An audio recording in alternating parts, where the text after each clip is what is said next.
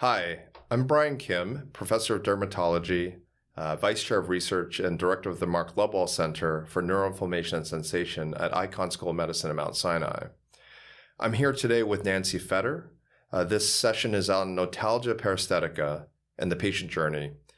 This session is sponsored by Advancing Innovation in Dermatology and an educational grant by Cara Therapeutics. So welcome, Nancy. Thank you so much for being here today. I'm happy to be here.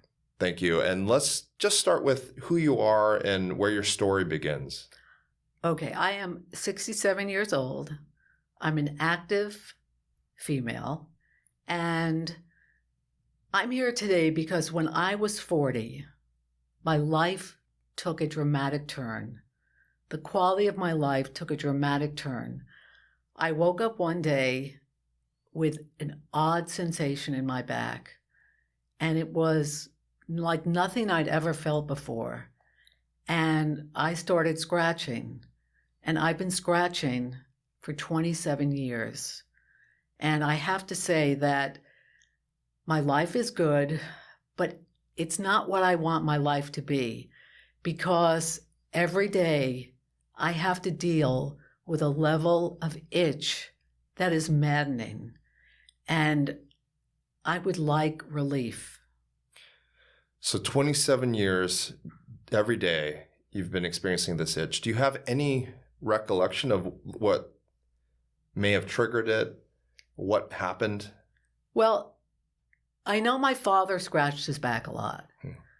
I also know that about 9 months before the itch started, I took a tumble on the subway platform, But you know, I got up, I went to work, but then one day, just out of the blue, I got this itch and it just wouldn't abate. You know, no matter how much I scratched it, it just kept itching and it didn't stop.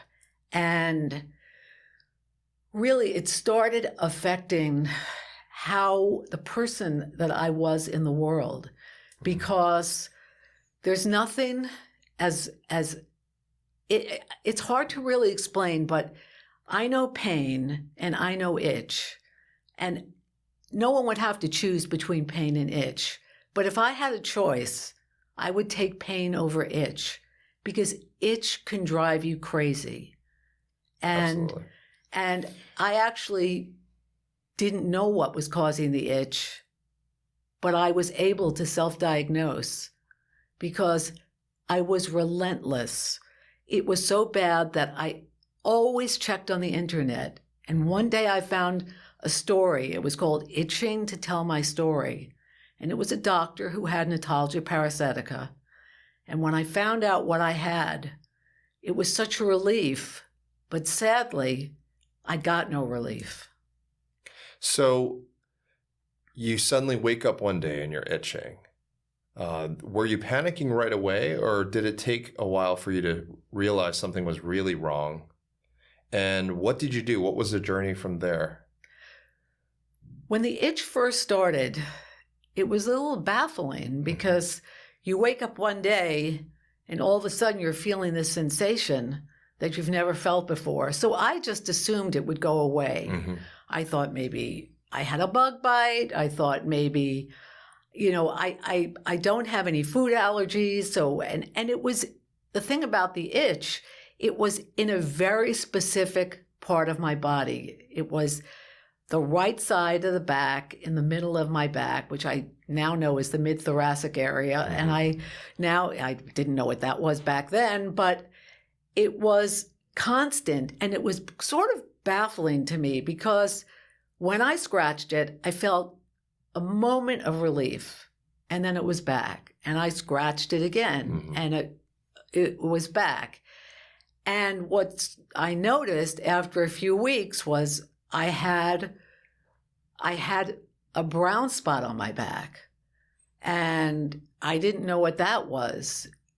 And I went to the doctor, and the doctor said to me, "It's probably your bra strap." And that really upset me because I knew it wasn't my bra strap. I knew that the itch that I had was something that was coming from some part of my body, but it was so isolated that eventually I started going to all kinds of doctors and nobody could help me. And I will tell you that at some point, probably within the first 6 months, I scratched the skin off of my back because I got no relief. And you just keep scratching and the surface of the skin starts to get impacted. And then the skin comes off and I felt anxiety setting in. It didn't take very long for me to feel a level of anxiety because I couldn't get any relief. Yeah, there's something very unnerving to patients and any individual when they are experiencing some kind of sensation that shouldn't be there, whether it's in the skin or whether it's in their vision or whether it's in their hearing. It's something that immediately triggers a kind of anxiety because your body immediately knows something's wrong, even if maybe something isn't wrong, but it's getting these kind of alarms to your head that something is wrong. I want to come back to your experience a little bit more, but before that, I want to hear about your medical journey. So how long did it take before you realized what you had? How many doctors you may not recall, but how many doctors did you see along the way? What kinds of specialists and what was that journey like? Well, I do recall because I don't want to be defined by Notalgia Paresthetica, but I really feel like it's part of who I am. How could it not be? It's been with me for really such an important part of my life. When I was 40, I was working in the publishing industry. I had a very good job, and I was going to work every day with this condition. And what I did was I started to try and figure out who can help me because I didn't know if it was a dermatologist. I didn't know if it was a neurologist. I had no idea. So I first went to just a pain doctor because, itch and pain, they're maybe first cousins. And I thought maybe a pain doctor could help me with my itch. And what happened was I was given, the first drug that I was given was Neurontin. The second drug I was given was Elavil. The third drug I was given was Cymbalta. The fourth drug I was given was an SSRI. There's a host of drugs that I was given, but nobody knew what I had. And that's how I self-diagnosed. I had trigger point injections. I went to dermatologists because obviously you could see my back. There was something, you could visually see it. No dermatologist knew what I had. They all were baffled. They told me that I had something that they couldn't identify. And I was really kind of surprised because I thought, okay, am I the only one who has this? Am I the only person in the world who has this? And interestingly enough, I went on the internet, and as I said to you, I kept looking up itch, back, middle of back itch, and I found this weird Notalgia Paresthetica. I couldn't even pronounce it. I asked my doctor about it. Nobody knew what it was. This was 25 years ago now, 24 years ago. It didn't seem to be something that doctors knew about. So having self-diagnosed, I went to NYU and I went to a really, really good dermatologist who knew exactly what I had. And that gave me just knowing, just going to a doctor who knew what I had, I felt, okay, my journey is going to start. I'm going to get relief. And the doctor actually at that time gave me Botox because Botox was thought to sort of paralyze the nerves, and I got no relief from Botox. So I've had just about every, I've had capsation, I've done TENS unit, I've done biofeedback. What helped me the most, and I think people need to understand this, is I was driving in my car one day, and I pulled over to the side of the road, and I rolled the windows up, and for about 5 minutes, I just screamed. Now, you may say that's crazy, but I had to get this feeling of frustration and anxiety and hurt, because itch can drive you crazy. So I screamed, and I'm a normal person. I'm not bipolar. I live a good life. You look at me. If someone were to see me, they would have no idea that I suffer daily the way I do. And this is the point. This is why I'm here talking to you today. I'm talking to you because Notalgia Paresthetica is a really, in my opinion, underdiagnosed disease that affects the lives of so many people. Mm-hmm. Yeah. Well, thank you for sharing your journey, because I think you're absolutely right. I think it's important also for people to know that there are no FDA-approved treatments for Notalgia Paresthetica. If it was that challenging for you to even find out what you had, and many providers weren't aware of it, it's not a very good prognosis for what the treatment landscape is going to be in the future. You really have to be able to recognize the condition as a field. The providers do, the specialties, whether you want to say it's dermatology or neurology, and you really need a regulatory guidance, and you need to really know how to map the pathway to get to new treatments. But I think what you're highlighting is that this disease is so much in the shadows and in the dark, where you had to go through this very circuitous journey to even figure out what you had. Most people, as I say, if I have high blood pressure, I'll get diagnosed at the doctor's office. The minute I walk in, they'll take my blood pressure, and they'll know that I have high blood pressure, and we'll be on our way. This is probably the exact opposite of that. Well, yes, I would like to describe it this way, because I think that since it's such an underreported condition, the only way that I think I can explain it to someone is most people in life have had a really bad toothache. And I would say to those people, imagine having a toothache and somebody says, I wish we could help you, but there's nothing we can do to alleviate your toothache. I think most people their anxiety level would go through the roof, and it would change their lives dramatically. They might stay home. They might isolate.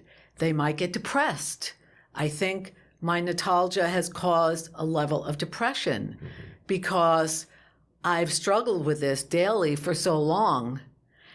And I will tell you that on the internet, there are Notalgia Paresthetica support groups. Mm-hmm.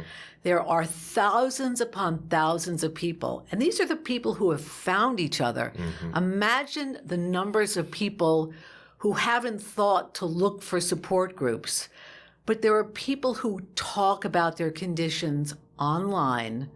They talk about Notalgia. They talk about how to get through it, how to get through the day, how to deal with it, how to sort of manage their lives, having a condition that nobody can really see, but the people who have it feel it.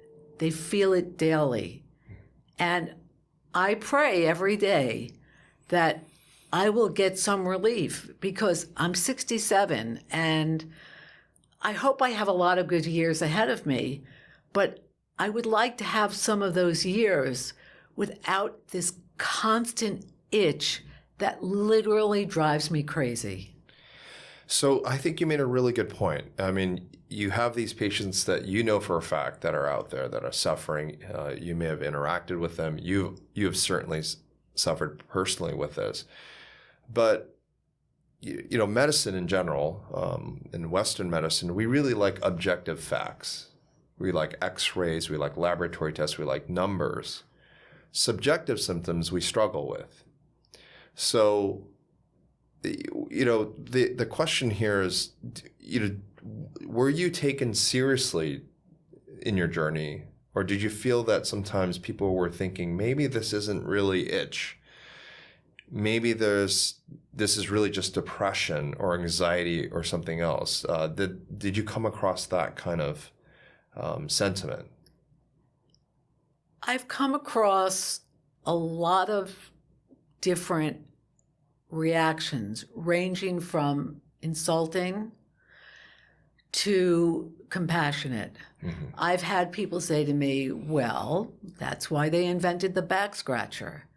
That's a really awful thing to say to a person who hasn't been able to close her winter coat for 27 years because at some point I have to get to my back to scratch it. I've had doctors say to me, I feel for you. We have so many people like you, but there's nothing that we can do to help you. We have tried so many things, but they just haven't worked. So I feel like it's really run the gamut from you're crazy, you know, you're a woman, you know, maybe you're a little, you know, anxious and it's just manifesting yourself, or it's psychosomatic, but you know what? I've learned to kind of just let that go because I have enough dealing with the itch. But I think doctors now are now starting to really understand that the condition that I have is baffling because it's as real as a condition you can see. If I were sitting here with acne and we were discussing the acne, people could see me and say, oh, absolutely, poor woman, you know, she's had to deal with these breakouts on her face. But we're sitting here and I put my makeup on, I did my hair. I think I look reasonably good for a 67-year-old woman. But as we speak, I feel I'm thinking, I want to scratch my back, but I'll wait till we're done speaking and then I'll scratch my back. So imagine living like that every day. It's really a terrible, terrible condition. And I would ask anyone who, well, Dr. Kim, for instance, I have to say, Dr. Kim, that when I read about the trials you were doing, I actually started to cry because it's the first time that I ever saw the word Notalgia Paresthetica and clinical trial in the same sentence. And I feel this is a condition that needs to be addressed, that's underdiagnosed, and that people struggle with. They struggle, and there are times when I wonder, why don't I have a better life? It has affected my life. And I'm just praying that one day I will get relief and people behind me, younger people who have more years ahead of them than I do, won't have to go through what I've gone through for 27 years. Yeah.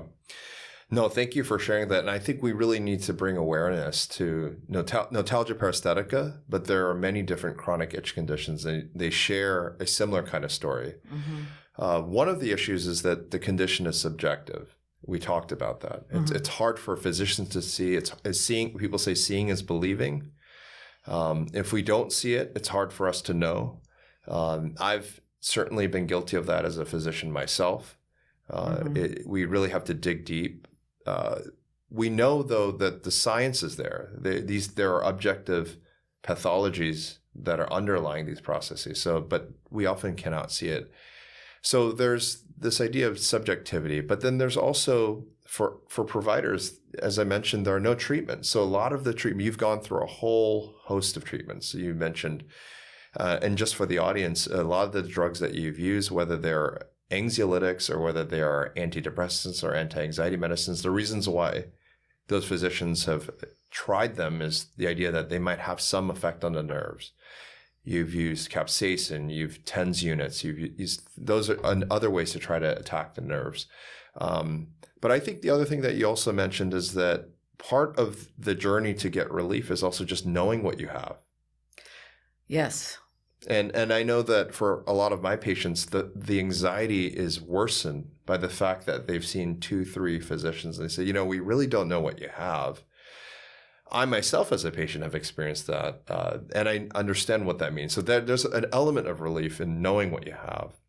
And then I think what we're speaking to as well is that there's an element of relief in knowing that there are real studies that are underway, that there's real science and there's a real will to alleviate this condition in the near future. And there are drugs on the way. I know that for a fact, and there are more to come in the near future.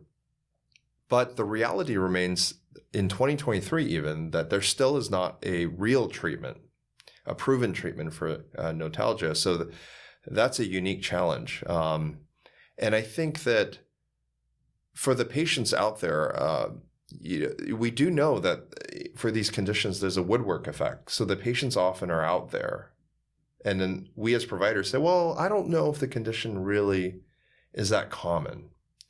Is it really, how many people really suffer from it? But I think what you're also speaking to a little bit potentially here is that patients can give up too. If they see 6, 7, 8 doctors, they still don't have a diagnosis, they don't have a treatment. How have you kind of taken that internally in terms as a patient? It seems to me you've been a bit more tenacious, but there are many patients who give up. Have you felt this kind of feeling of giving up and saying, you know what, I'm just going to have to live with this. There's really not much hope. Yes. There was a period of time when I actually thought my marriage was going to end because I just went into this cocoon. I stopped losing interest in things. And while that may sound dramatic, keep in mind that all I was thinking about was, how do I make this itch go away? So nothing else really mattered except getting relief, and nothing was giving me relief. Now, I am a relentless person. I am a type A personality. So I went in and out of depression. Mm-hmm. And every few months, I get back on the internet and I'd look up new treatment for Notalgia Paresthetica. Mm-hmm. And, I would, as the years progressed, I'd see became more awareness. But my frustration was, while there was more awareness, there didn't seem to be new treatments. Mm-hmm. When I read about Botox, I got so excited because I thought, this makes so much sense. When it didn't work, I spiraled. So I have to say that the trials that are being done now are they're taking me out of my depressive state, and they're giving me hope, because people there are more people than you can imagine out there. I am guessing that there are so many millions of people, and it ranges from mild, and that's part of the problem, is that when we hear the word mild, we think, okay, something's mild. We don't really have to take it that seriously. You scratch once in a while and you'll be fine. But for every person who has this condition, who rates it as mild, there are people who have it at a moderate level, and there are many people like me who have a severe case of it. And for the many people out there like me, we need help. Yeah. We need help. We don't want to be abandoned by research, because we count, we matter. And that's why I am so excited that something is being done now. And I can only ask whoever is making the decisions to know that go forward with this. Do the research, do the trials, and help people like me, because we should not be suffering the way we're suffering. Absolutely. Absolutely. And I think you're right. There are a lot of people with Notalgia Paresthetica who don't know they have it, but it's mild. And there are people who buy back scratchers. It's probably why the back scratcher was in fact invented. But there are many people who have very severe forms like you of itch. And it's not just this condition, but there are other conditions. And one of the things that as a physician I've noticed is that patients don't really want to talk about it that much either. So they don't feel necessarily comfortable. There's a level of trust that has to be built before they want to speak about the suffering. You've obviously gone through a long journey, so you've built up in many ways the kind of courage to speak about it. But there's an element of, maybe you can speak to this, and there's an element of shame in talking about itching that I experience with my patients, where they don't really feel that they can comfortably bring it up all the time. In contrast, say, to pain. When patients have a lot of pain, they have no problem bringing that up. And they'll say, I have a lot of pain. And I think in some sense there might be a social aspect that pain has some kind of association with some kind of valor or something. But can you speak to whether, it was a harder journey for you to talk about this, if people maybe didn't think it was as serious, or maybe even thought it was funny, and maybe you could speak to that a little bit. Absolutely. I think you're correct that there are jokes that people make about itch. I'm not, they talk about body parts that we don't need to address here. But, there are comedians talk about itch, scratching, butt scratching. I'm going to say it, so people are a little embarrassed. If your scalp itches, people move away from you, right? Because, they think, ooh, well, maybe he's got, head lice or something. Right. There's so many stigmas associated with itch that it's shocking. But if you break a wrist or you're in pain, it's like, hang in there, be strong. But whoever says when you have an itch that's driving you crazy, hang in there, be strong.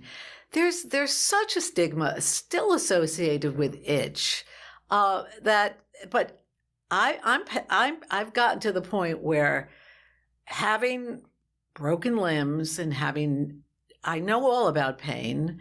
I've experienced pain as what adult, who's on Medicare hasn't experienced pain. But I can say for me that itch is so much worse than pain, because itch is maddening. Yeah. And for pain, there's relief. You can get an injection and get immediate relief. You can be given morphine. You can be so many things that can give you immediate relief. There's nothing that gives immediate relief to itch, at least the kind of itch I have. So I think a lot of people are embarrassed to talk about itch because it's like, what condition do you have? I'm going to take a step back, but my itch is terrible, and I will tell anyone that there's nothing to be ashamed of, and that people who have itch should express it, because the fact that people don't talk about it, I think, is part of the reason that this condition has not been addressed the way it should be addressed, and the way any kind of itch needs to be addressed. Yeah, I agree. I think that it's not something that we want to bring up. It's medically unmet, but also overlooked. Fortunately, the reason why we're talking, the reason why Notalgia Paresthetica is being taken much more seriously, truthfully, is the science. Because the science has really established that itch is a real physiologic phenomenon at the molecular and cellular level. And what that does is it actually emboldens then physicians to say, you know what, we can actually find a treatment for this. But I think what we do need to do is raise awareness among patients that they're not suffering alone, that they should speak about it and bring it up to their physicians. In fact, if you want to do clinical trials, you need the patients. You can't do clinical trials in a vacuum. And if the patients are all scattered about and have given up on any hope of their physicians being able to help them, we also won't, it becomes a catch-22. We can't develop the drug either. So I really appreciate you speaking with us today about your journey. Is there any last thing you want to say to patients out there with Notalgia Paresthetica or other maybe even chronic itch conditions in terms of how maybe they should approach their life and their condition and living with it? Yes, I actually have very strong feelings about it. I feel that people who are living with chronic itch should not be told it's okay, because it's not okay. And any doctor who doesn't take it seriously, I would move on to another doctor.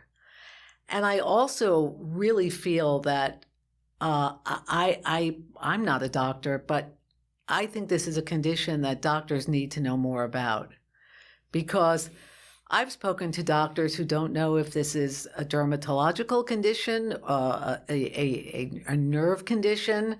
I mean, I've spoken with doctors who are baffled about what kind of doctor, what kind of specialist you should see.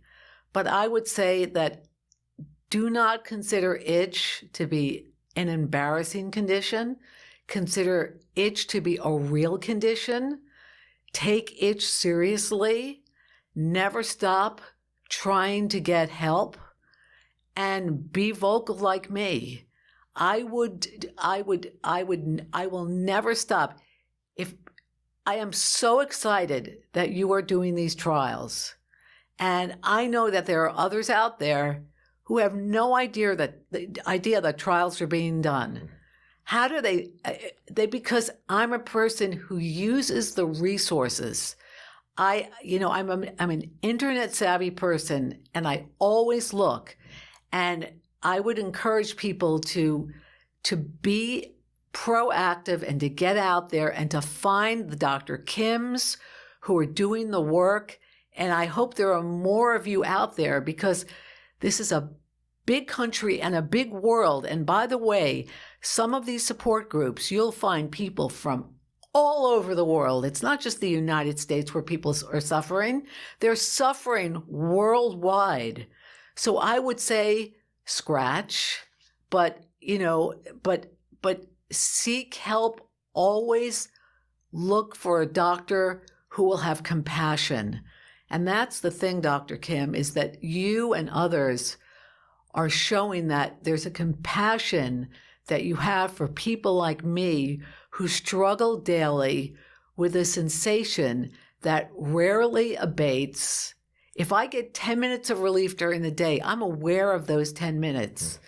And I'm like, oh my God, I take a deep breath. But then it comes back. So I am